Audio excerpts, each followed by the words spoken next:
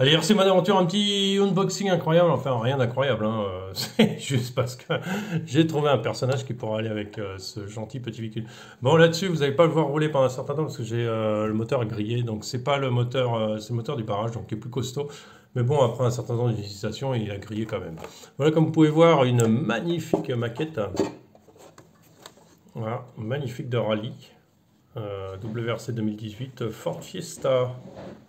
Voilà, avec ces détails incroyables, puisqu'on a vraiment une qualité de fabrication impressionnante. Hein. On a même la roue à l'intérieur, je sais pas si, moi je la devine, mais je sais pas si ça passera à la caméra. Voilà. Chapeau, magnifique, magnifique. On a quelques véhicules Star Wars derrière pour la déco, mais puisque ça a un rapport avec Star Wars. Il s'agit de notre ami aujourd'hui, de notre ami Jyn Erso. Sortie du film Rogue One. Donc je me suis dit qu'elle était bien minérale comme notre ami, donc un peu ringard comme moi, et que ça pourrait faire l'affaire aussi. Ouais, c'était plus pour le délire que vraiment pour... Et puis parce que j'aime beaucoup Star Wars, donc étant très copain de Star Wars. Comme vous voyez, j'ouvre la boîte délicatement, hein. Vous voyez, avec beaucoup d'amour, beaucoup de trucs. Donc là-dessus, qu'est-ce qu'on sait? Ben, on sait qu'on a une notice, attention, pas dans les oreilles, pas dans les pieds, pas dans les yeux, j'en sais rien. Il paraît que sur la boîte, il y a un truc qui est écrit d'intéressant, que ça tire des machins. Alors, je ne sais pas si j'arrive à faire le net dessus. Voilà, ça tire des roquettes fluorescentes, ça va être intéressant. Je ne savais pas que Jyn Erso allait virer des lasers fluorescents à caractère festif. Voilà notre ami Jyn Erso, donc très beau personnage. Écoutez, on salue la qualité quand même parce que on a quand même la propreté du détail hein, qui est quand même pas mal du tout. Parce que les mitaines sont bien limitées. Il y a son petit revolver là qu'on voit. On voit tout ça d'intéressant. Attendez, je mets mes lunettes parce que je suis vieux. Hein. Voilà, qu'est-ce qu'on peut remarquer aussi bah, ses mains, qu'elle a son blaster. On a sa cape avec... Non, il y a pas mal. Son visage est ressemblant, on va dire. Oui que non, que j'en sais rien, quoi. Ouais, si on veut. Ouais, ça ressemble à une fille, mais enfin de près, pas forcément aussi bien qu'on veut. Voilà, la cape. Enfin bon, voilà, des beaux détails hein, quand même. Hein. On a même les détails peints de couleur métal. Oh, sympa. Et là, on a un nouveau holster pour mettre le deuxième blaster qui se trouve là. Donc on va regarder un peu ce qu'il y a. Alors, regardez là, à côté du... voilà, à côté de notre copine, là, à côté de la voiture. Je pense que c'est pas mal, hein, on est dans la ton de couleur. C'est pas mal. Alors, nous allons voir ce que c'est que ce blaster over blaster. Donc, on a censé le lance-flamme, ou je sais pas trop à quoi ça sert. On a le petit blaster de... Donc, le petit blaster... Ok, là, alors, le net, il se fait pas là où je veux. Voilà. Pas mal du tout, hein, le petit blaster. Sympa. Alors, le petit blaster, il va dans le holster. Tu vois, tout est en holster aujourd'hui. Voilà, et on peut le ranger dedans. Et voilà, ou sinon lui mettre dans la main si on a envie de zigouiller des méchants Stormtroopers qui sont partis pour sauver son papa qui a été pris par l'ordre et qui est...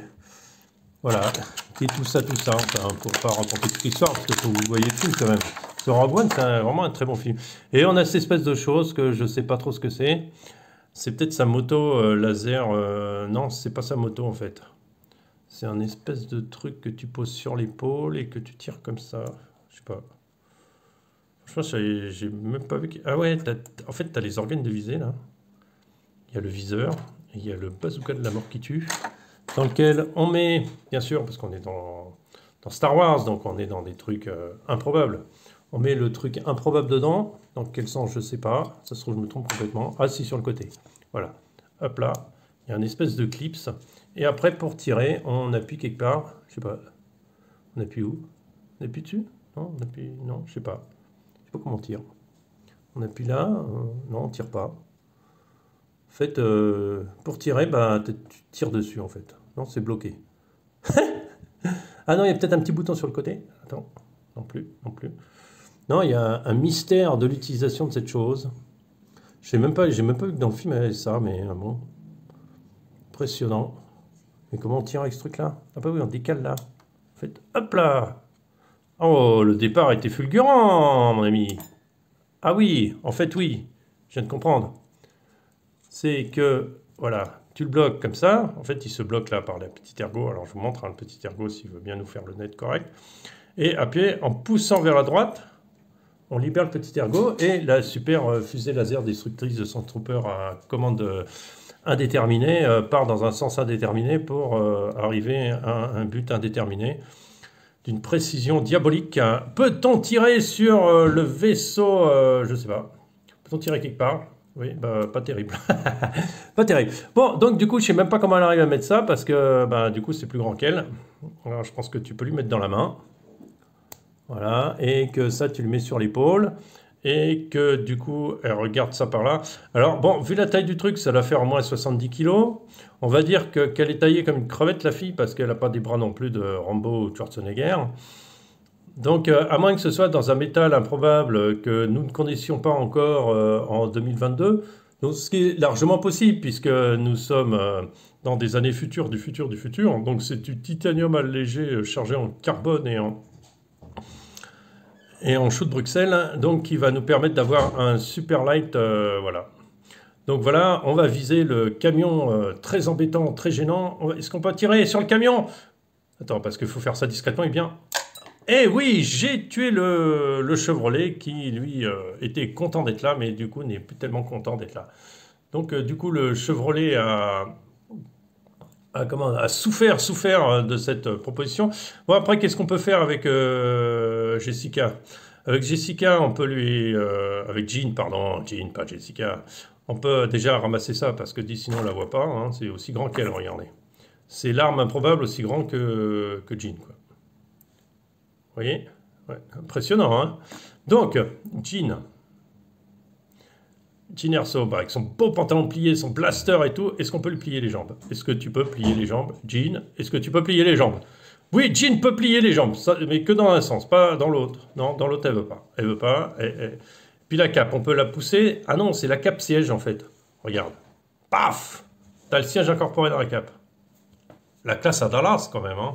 Elle peut tourner la tête, peut-être? Tu peux tourner la tête, Jean Erso? Ouais. Tu peux faire coucou? Oh là là. Ouais, elle peut faire coucou. Regarde, elle peut lever les bras. La classe. Moi je dis, c'est bien. Au moins ils vont bien ensemble tous les deux parce qu'ils sont de la même couleur. Aussi tristes l'un que l'autre. Mais bon, elle n'a pas les yeux qui brillent comme le Chevrolet. Voilà sur cette présentation incroyable du futur de Star Wars, de Rogue One, du futur du passé. Je vous souhaite un bon dimanche et mettez-vous sous la couette. Maintenant je suis fatigué. À bientôt, salut à tous.